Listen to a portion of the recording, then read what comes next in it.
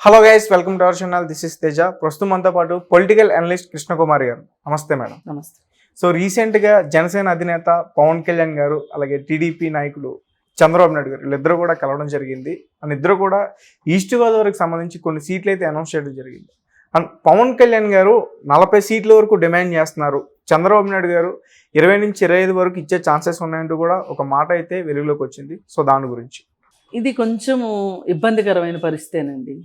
పొత్తు పెట్టుకుందాం అన్నంత ఈజీ కాదు సీట్ల పంపకం అంత ఈజీ కాదు ఓటు ట్రాన్స్ఫర్.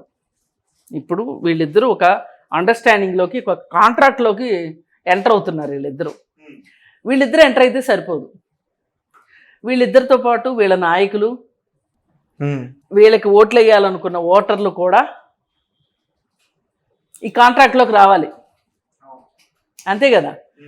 కాంట్రాక్ట్ అంటే ఏంటి అర్థం? అదేదో తప్పు పదం అనుకోకర్లా. ఒక అంగీకారానికి, వీళ్ళు ఒక అంగీకారానికి వచ్చారు.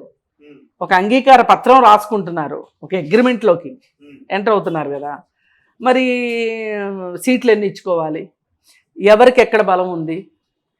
ఇప్పుడు ఒక ఖచ్చితంగా గెలిచే బలమైన నాయకుడు ఒక పార్టీకి ఉన్నారనుకోండి, అదే సీటు రెండో పార్టీ వాళ్ళు అడుగుతున్నారనుకోండి, అక్కడ చాలా బుజ్జగింపులు అవసరం అవుతాయి, చాలా మాట్లాడాల్సి వస్తుంది. అంటే ఒక పొత్తు అంటే అనుకున్నంత ఈజీ కాదు. ఒక విందు భోజనం లాంటిది అయితే కాదు పొత్తు. దీనికి ఎన్నో త్యాగాలు ఉంటాయి, ఎన్నో సర్దుబాట్లు ఉంటాయి, ఎన్నో కోపతాపాలు ఉంటాయి. ఇంకా ఫైనల్కి వచ్చేసరికి ఇది ప్రజల ముందుకు వెళ్తారు. వెళ్ళిన తర్వాత ప్రజలు ఈ పొత్తును ఆమోదించగలగాలి. ఇప్పుడు ఆ నియోజకవర్గంలో ఎక్కువ జనసేన ఓట్లు ఉన్నాయి అనుకుందాం. పోనీ అభిమానులు ఉంటారు కదా ప్రతి నియోజకవర్గంలో.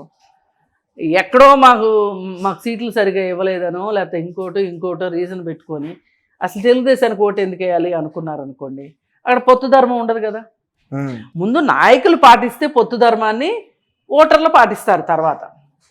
అంటే ఇంత తతంగా ఉంది దీనికి, చెప్పుకున్నంత ఈజీ కాదు.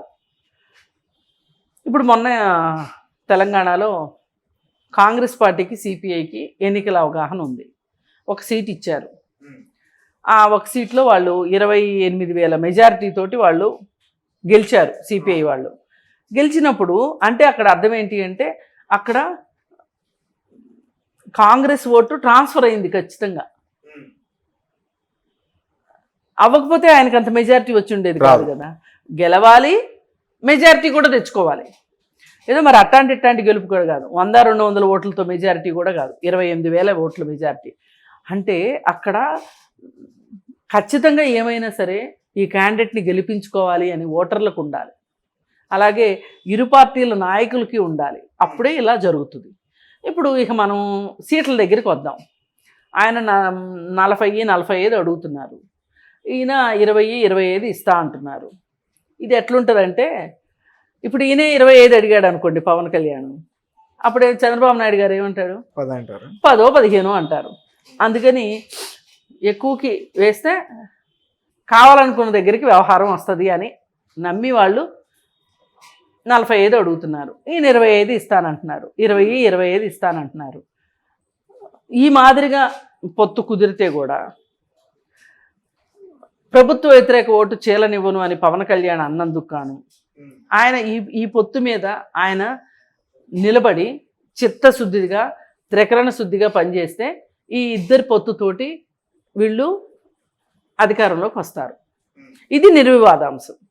ఇక దీంట్లోకి వచ్చేసరికి పెద్ద నాయకులు దీన్ని ఆమోదిస్తారా, అమలు చేస్తారా, లేదు అనుకుంటే చిన్న నాయకులు, అలాగే ఆ తరువాత ఓటర్లు దీనిలోకి వస్తారా రారా అనేది కూడా ఒక పెద్ద సమస్య.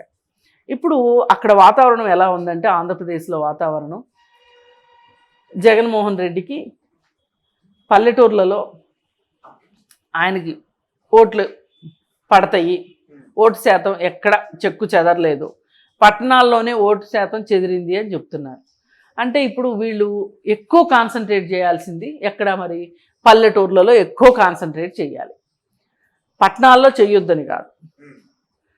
చేసి ఇద్దరూ కలిసి ఐకమత్యంగా ముందుకెళ్తే ఇది అవుతుంది. మరి ఎవరైనా తెలుగుదేశం అభిమానులు వాళ్ళకి ఇప్పటివరకు ఒక సీట్ లేదు, జనసేన పార్టీకి 25 సీట్లు ఇవ్వాలా అని ఆలోచించే వాళ్ళు ఉంటారు.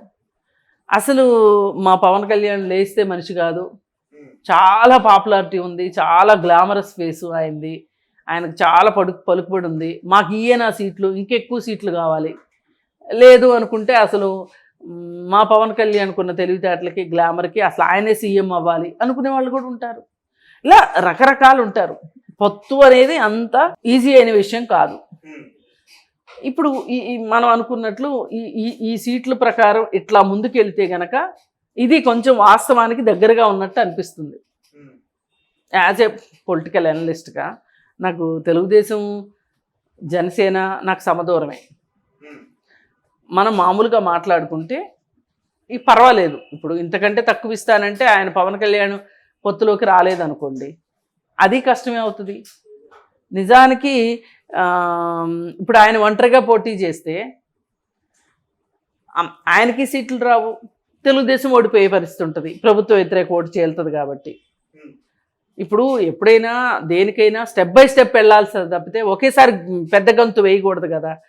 ఇప్పుడు ఒక 15 సీట్లతోటి పవన్ కళ్యాణ్ ఖచ్చితంగా 15 సీట్లు గెలిపించుకున్నారనుకోండి, తీసుకుని ఆయన రాజకీయాల్లో స్టాండ్ అయ్యే అవకాశం ఉంటుంది. ఇప్పుడు ఆయనకున్న బలానికి, ఆయనకున్న ఆర్థిక వనరులకి, ఆయనకున్న పొలిటికల్గా ఆయనకున్న అనుభవానికి చూసుకుంటే మరి 25 సీట్లు అనేది నిజానికి ఎక్కువే. ఇప్పటి వరకు లేవు కదా సీట్లు, ఒక్క సీటే వచ్చింది, అది కూడా వైసీపీలోకి వెళ్ళిపోయారు కదా. అట్లా కాకుండా వీళ్ళు కొంచెం వాస్తవాలకు దగ్గరగా వచ్చి ఇంకొన్ని తక్కువ సీట్లైనా పర్వాలేదు కానీ వచ్చిన ప్రతి సీట్ని గెలిపించుకుందాము, తెలుగుదేశాన్ని గెలిపిద్దాము అన్నట్లుగా ఉంటే ఈ ఎన్నికలు ఇంకాస్త సజావుగా జరిగే అవకాశం ఉంటుంది. ఎందుకంటే ఎక్కువ సర్దుబాటు చేసుకోవాల్సింది తెలుగుదేశం,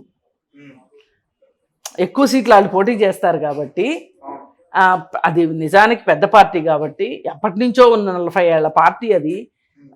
ముఖ్యమంత్రులుగా చేసిన వాళ్ళు ఉన్నారు, మంత్రులుగా చేసిన వాళ్ళు ఉన్నారు, ఎమ్మెల్యేలు, ఎంపీలు, ఇన్ని రకాల మనుషులు అందులో ఉన్న తర్వాత నీ దగ్గర ఉన్న వాళ్ళల్లో ఒక్క నాదెళ్ల మనోహర్ తప్పితే ఎవరూ చెప్పుకోదగ్గ నాయకుడు లేరు నీ దగ్గర. అందుకని పవన్ కళ్యాణ్ కొంచెం వాస్తవానికి దగ్గరకు వస్తే ఇది ఇంకొంచెం సజావుగా జరిగే అవకాశం ఉంది. వీళ్ళిద్దరూ ఎంత సజావుగా దగ్గరకు వస్తే జగన్మోహన్ రెడ్డిని ఓడించడం అంత ఈజీ అవుతుంది. అవకాశం దొరికింది నాకు, ఇప్పుడు నా అవసరం ఉంది కాబట్టి పవన్ కళ్యాణ్ నాకు అన్ని సీట్లు కావాలి, ఇన్ని సీట్లు కావాలని అడగడమూ కరెక్ట్ కాదు. ఇప్పుడు అసలు పవన్ కళ్యాణే లేకపోతే ప్రభుత్వ వ్యతిరేక ఓటు చీలిపోతే మనకి అసలు అధికారంలోకి రావటం కష్టము అనే విషయం చంద్రబాబు నాయుడు అర్థం చేసుకోగలగాలి. అర్థం చేసుకొని ఇది కొంచెం అంటాం కదా, ఒక ఎమికబుల్, ఒక అండర్స్టాండింగ్ అంటున్నారు, అవగాహనకి రావాలి, అనుకూలమైన అవగాహనకి రావాలి. వచ్చినప్పుడు మట్టుకు బ్రహ్మాండంగా ఉంది. కానీ పొత్తు మాత్రం తేడా వస్తే మాత్రం వైసీపీ ఖచ్చితంగా గెలుస్తుంది. వైసీపీకి బలం అది.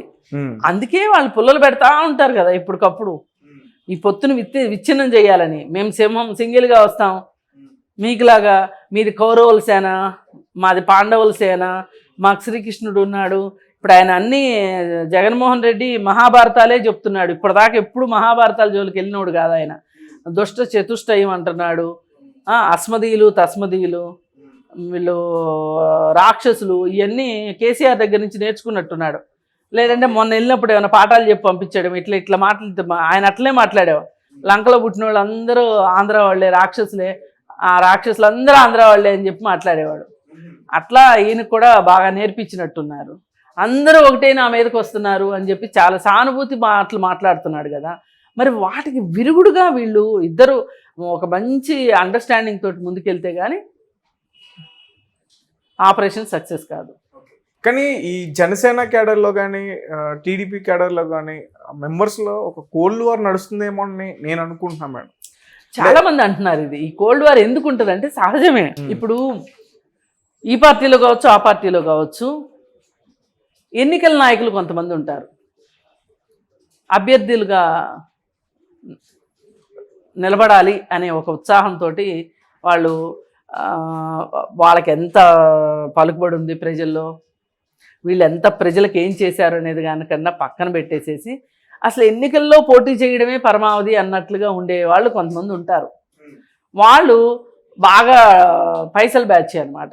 డబ్బులు తీసుకొని వస్తారు, వచ్చి రాజకీయాల్లో మాకు సీటు కావాలి, మేము ఎంతైనా ఖర్చు పెడతాము అని. మరి నిజంగా ఇవాళ పొలిటికల్ పార్టీస్ డబ్బులు ఏంది ఎలక్షన్ లేదు. అవును మేడం. అది ఎవరైనా సరే, ఏ పార్టీ అయినా సరే, ఎక్కడో చోట కమ్యూనిస్ట్ పార్టీ వాళ్ళు తప్పితే అందరూ ఖర్చు పెట్టవలసిందే, ఖర్చు పెట్టకపోతే కాదు. మరి ఈ పరిస్థితుల్లో డబ్బులున్న నాయకులు కూడా కావాలి కదా, అందుకోసం అని చెప్పి వాళ్ళకి సీట్లు ఇవ్వాల్సిన పరిస్థితి ఉంటుంది. మరి ఈ పరిస్థితుల్లో ఇప్పుడు వీళ్ళని ఎట్లా చూస్తుంటారంటే, ఈ జనసేన వాళ్ళని మా అవకాశాలు కొల్లగొట్టడానికి వచ్చిన వాళ్ళలాగా చూస్తారు. ఇప్పుడు ఉద్యోగాలు ఉన్నాయి అనుకోండి, కొంతమంది పురుషులు ఎలా ఆలోచిస్తారంటే, అసలు ఈ ఆడవాళ్ళు ఎందుకు చదువుకుంటున్నారు, వీళ్ళు ఉద్యోగాల్లోకి రాబట్టే కదా, వీళ్ళు మాకు పోటీగా రాబట్టే కదా మాకు ఉద్యోగాలు రావట్లేదు అనుకుంటారు. అట్లాగే వీళ్ళు ఇక్కడ కూడా అదే పరిస్థితి ఉంటుంది. ఏమనంటే మేమే ఉండను, మాకు సీట్ వస్తుంది అనుకున్నాము, ఈ సీట్ని పవన్ కళ్యాణ్ నుంచి గద్దలాగా తన్నుకుపోయాడు, పొత్తులో ఇచ్చారనుకోండి, అప్పుడు వాళ్ళు సరిగ్గా పనిచేయలేదనుకోండి, పొత్తుకి వాళ్ళు సహకరించలేదనుకోండి, అంటే పొత్తుకు సహకరించకపోవడం అంటే ఒకటే,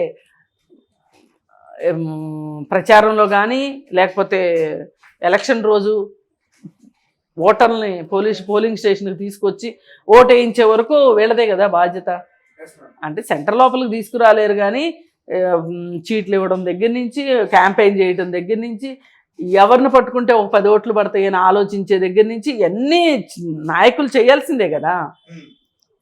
ఇవన్నీ చేసే దగ్గర ఈక్వేషన్స్లో ఎక్కడ తేడా రాకూడదు, అప్పుడే పొత్తు కుదురుతుంది. ఓకే, పరస్పరం సహకరించుకోవడం అనేది చాలా